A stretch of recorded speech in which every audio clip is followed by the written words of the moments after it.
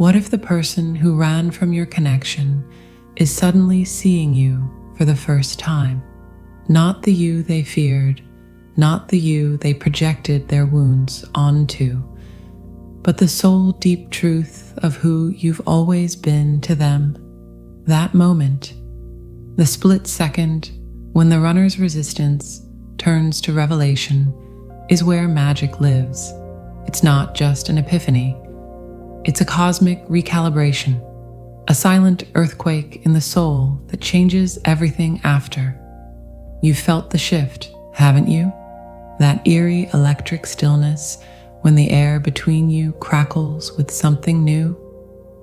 Maybe they've started watching your stories after months of silence. Maybe they've asked a question that cuts straight to the heart of what you share. Or maybe it's subtler, a softening in their energy, like a fortress door left slightly ajar. These aren't accidents.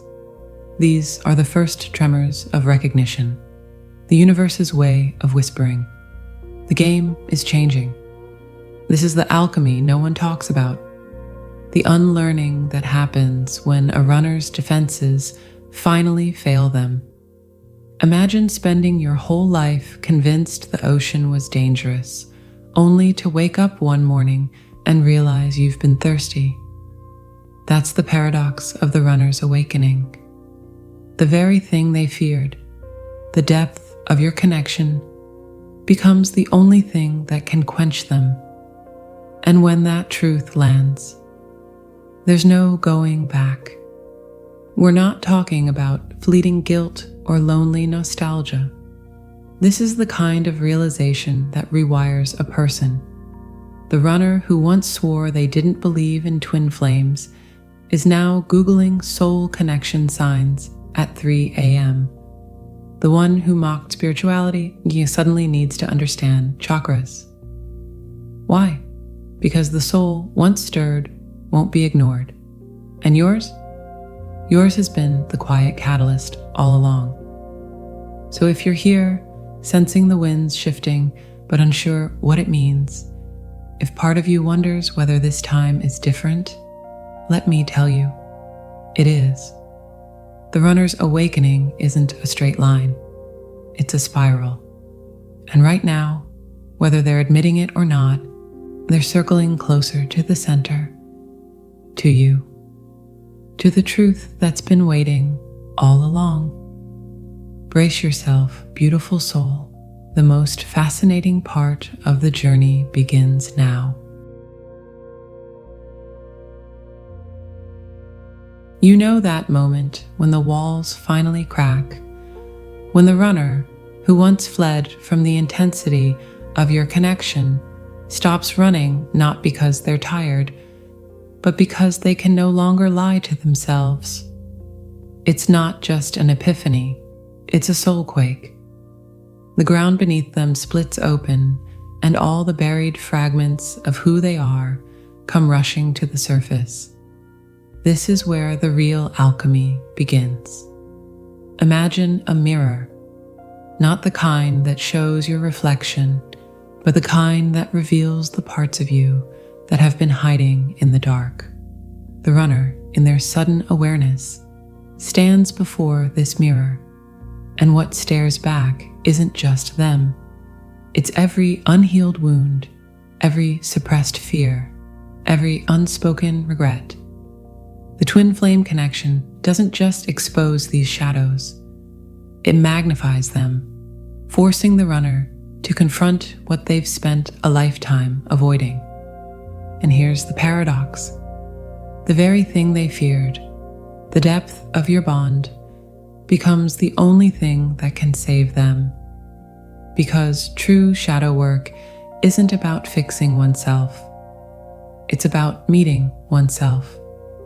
It's the runner sitting in the wreckage of their own resistance, picking up the shattered pieces of their ego and whispering, "Oh, it was always you."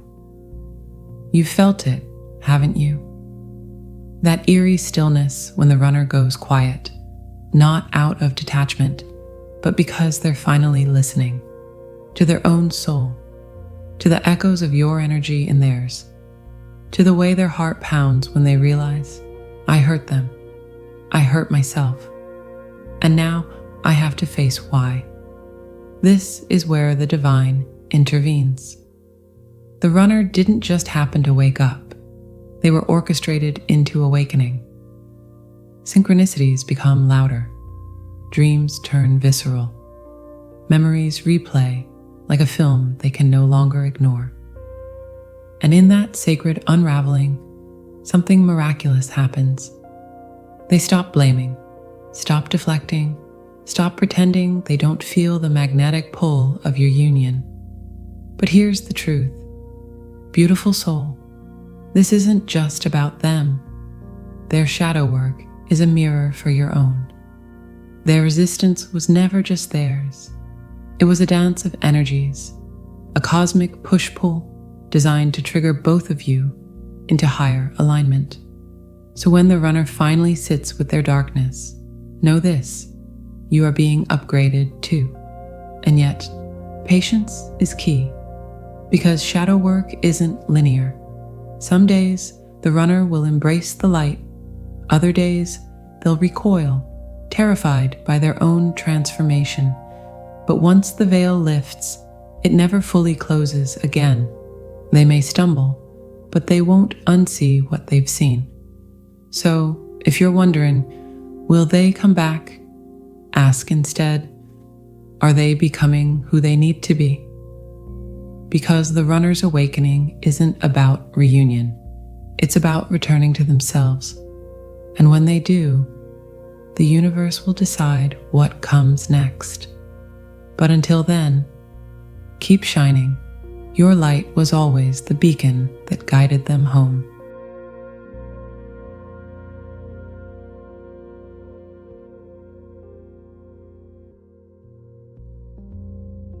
There comes a moment, soft as a whisper, sharp as a blade, when the runner realizes something irreversible. You are not just someone they can walk away from. Not truly, not in the way they once believed. And this realization doesn't come as a gentle tide.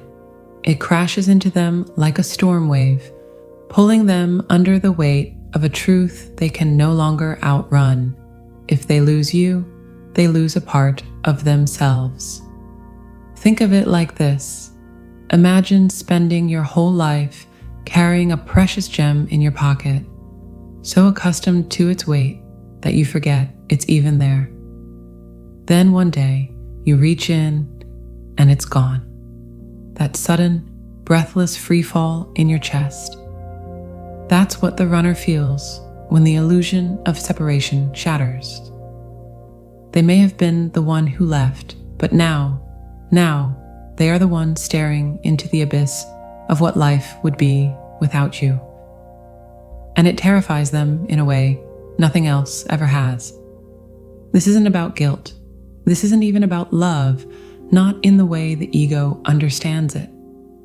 This is recognition, the kind that bypasses the mind and speaks directly to the soul.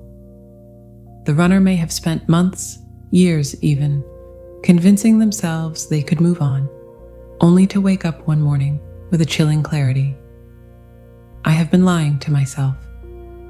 And in that moment, fear shifts. It's no longer the fear of being too close to you. It's the fear of being too far. You felt it, haven't you? That strange electric shift when the energy between you changes?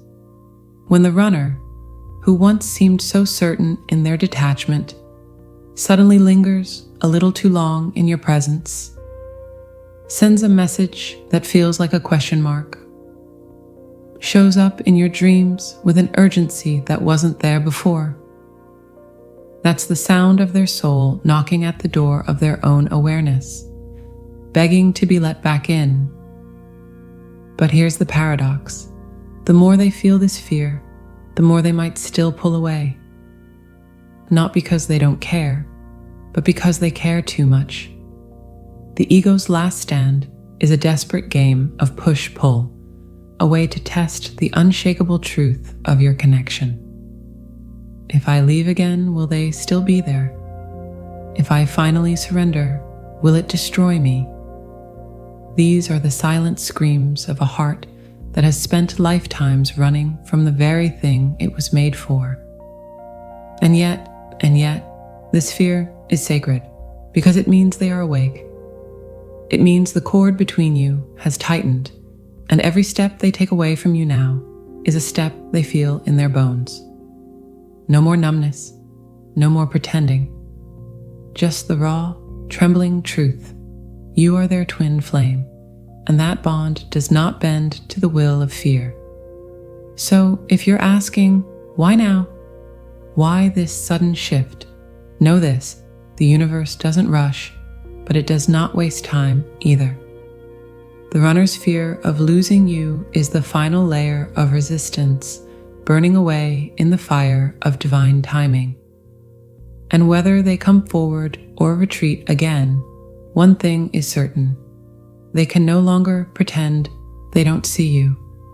And that beautiful soul is where the real magic begins.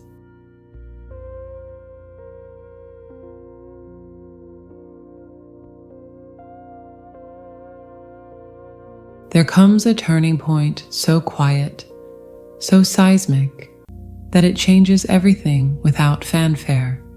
The moment the runner stops making choices from fear and starts listening to the whisper of their soul instead. You'll know it when you see it. Not because they declare it to you, not because they suddenly have all the answers, but because the energy between you shifts. Like a storm breaking, like a lock clicking open. The runner who once acted from wounding, from conditioning, from the desperate need to protect their fragile sense of self, now hesitates, second guesses, questions their own resistance. And in that pause, that sacred space between impulse and action, something miraculous happens. They choose differently. Think of it like a river that has spent centuries carving its path through stone, only to one day, softly, inexplicably, change course. The water doesn't fight itself. It doesn't apologize. It simply obeys a deeper current, an invisible pull that knows a truer direction. That's what happens when the runner's soul takes the reins from their ego. The excuses fall away. The defensiveness crumbles. The old patterns that once felt like survival now feel like chains. And for the first time, they want to be free. You've felt this shift before, haven't you? In the way they speak to you now, less guarded, less rehearsed. In the way they no longer run at the first sign of depth, but instead lean in, even if just a little. In the way their eyes hold yours a second longer, as if searching for something they once refused to name. These are not small things. These are the tremors of a soul beginning to align with its purpose. And here's the secret. The runner doesn't even realize how much they've changed until the contrast becomes undeniable. One day, they'll look back at the choices they made in fear, the cold withdrawals, the hasty retreats, the walls built so high they blocked out the sun, and it will all feel like someone else's life. Because the soul, once awakened, does not tolerate the ego's lies for long. It rebels in whispers at first, a pang of guilt here, a flicker of doubt there, until the dissonance becomes too loud to ignore. Why does walking away from them feel like abandoning myself? Why does staying closed hurt more than the risk of opening? This is the crossroads where true transformation happens. Not because the runner suddenly becomes fearless. No, the fear may still be there, but because something within them now matters more than the fear. Love, truth, wholeness, the kind of knowing that doesn't come from the mind, but from the marrow. And when they finally act from that place, that's when you'll see the first real glimpses of who they've always been beneath the armor.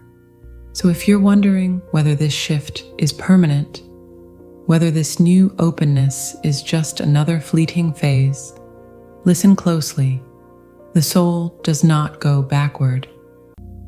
Once the runner tastes freedom, real freedom, the kind that comes from choosing love over fear, they will never be able to settle for less again.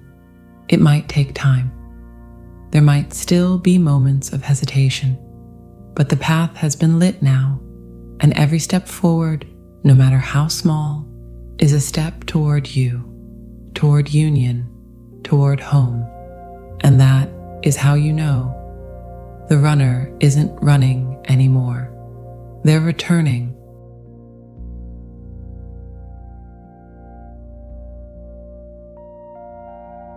There comes a moment, quiet but undeniable, when the runner stops pretending they have all the answers. When the weight of what they feel for you becomes too vast to carry alone. When the old ways of thinking, the old patterns of avoidance, no longer work, because the soul, once awakened, refuses to be silenced. And so, they do something they may have resisted for so long.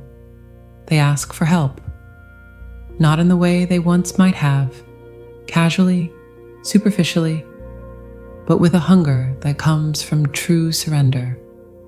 They dive into books about twin flames, searching for their story in the pages. They sit across from therapists, unraveling the knots of their resistance. They listen to spiritual teachers, their ears straining for the one phrase, the one truth that will make sense of this relentless pull towards you. This isn't curiosity, this is recognition, the kind that shakes a person to their core. You've seen the signs, haven't you? The sudden interest in energy work, the late night searches for twin flame reunion, the way they mention a podcast or a quote that mirrors exactly what you've been trying to tell them all along. It's as if the universe, in its infinite wisdom, has become the bridge between you, whispering the same truths to both of you in different ways at the perfect time. And here's what's so beautiful about this stage. The runner isn't seeking answers to escape the connection anymore. They're seeking answers to understand it, to honor it, to finally step into it with open eyes.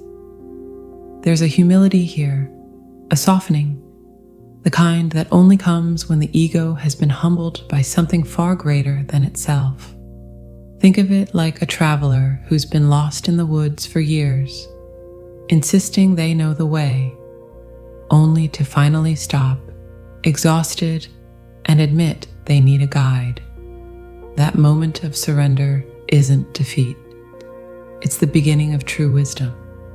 And when the runner reaches for guidance, whether through prayer, meditation, or the words of someone who's walked this path before, what they're really saying is, "I'm ready. Show me how to come home." So if you've been waiting for a sign that the runner is changing, that they're no longer running from the truth, this is it. The seeking is the transformation. The questions are the answers. And every resource they turn to, every teacher they listen to, is just another reflection of the love they're finally allowing themselves to feel. For you, for themselves, for the journey itself. The road ahead may still have its twists, its tests. But remember this, beautiful soul, when the runner seeks guidance, they're not just learning about twin flames. They're learning how to love. And that, more than anything, is the miracle you've been waiting for.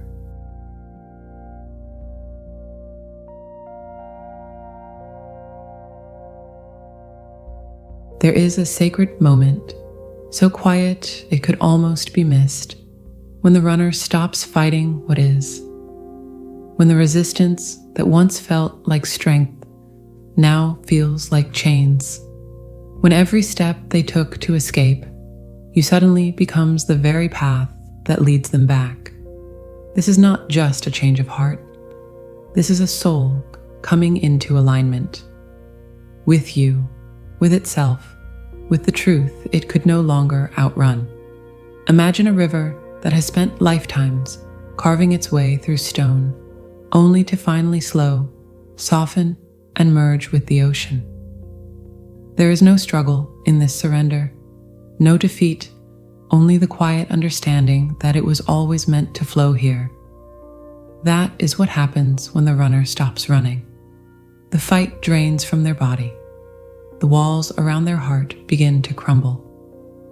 And in that stillness, they hear, perhaps for the first time, the whisper they've been drowning out all along.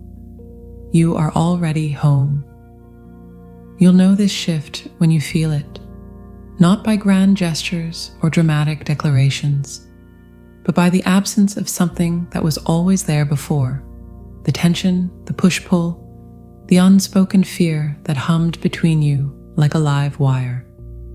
Now, there is space, there is breath, there is a recognition so deep it needs no words. The runner may not even say, "I'm done running," but you'll see it in the way they hold your gaze a little longer, in the way they no longer flinch at the depth of your connection, in the way their energy settles around you, like a storm that has finally passed. And here's the secret no one tells you. Surrender doesn't always look like reunion. Sometimes it looks like release.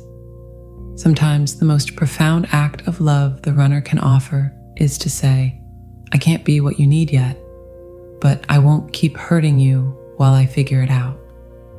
And that, too, is sacred. Because true surrender isn't about forcing a destiny. It's about honoring it, even when that means walking separate paths for a while longer. But whether the runner returns to you or simply returns to themselves, one thing is certain: the game has changed. The old patterns no longer fit. The fear that once drove them has lost its power. And in its place, a quiet, unshakable knowing that what exists between you cannot be destroyed, only transformed. So if you're wondering whether this is real, whether this shift is finally the one you've been waiting for, trust this. The soul does not surrender lightly. When the runner lays down their arms, it's because they've tasted something truer than fear. They've remembered something older than time, and whether the next step is toward you or within themselves, it is always, always a step toward love. And that is how you know the running has ended, the healing has begun.